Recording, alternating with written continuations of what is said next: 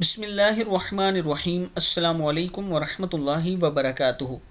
عابد راجہ channel کی طرف سے آج میں اپنے دوستوں کو رسول اللہ صلی اللہ علیہ وآلہ وسلم کا ایک بہت ہی پیارا فرمان بتاؤں گا۔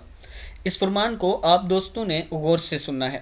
رسول اللہ صلی اللہ علیہ وآلہ وسلم نے ارشاد فرمایا، جب امانت ضائع کر دی جائے تو پھر قیامت کا انتظار کرو۔ صحابی نے دریافت کیا، امانت کس طرح ضائع ہوگی؟ آپ صلی اللہ علیہ وآلہ وسلم نے ارشاد فرمایا، جب معاملات نااہل لوگوں کے سپرد کر دیے جائیں۔ صحیح بخاری کی حدیث ہے۔ جب امانت ضائع کر دی جائے تو پھر قیامت کا انتظار کرو۔ صحابی نے دریافت کیا، امانت کس طرح ضائع ہوگی؟ آپ صلی اللہ علیہ وآلہ وسلم نے ارشاد فرمایا، جب معاملات نااہل لوگوں کے سپرد کر دیے جائیں۔ صحیح بخاری کی حدیث ہے۔ میں اپنے دوستوں سے گزارش کروں گا کہ ایک مرتبہ درود شریف پڑھ کے اس ویڈیو کو آپ دوستوں نے آگے ضرور شیئر کرنا ہے۔ السلام علیکم ورحمۃ اللہ وبرکاتہ۔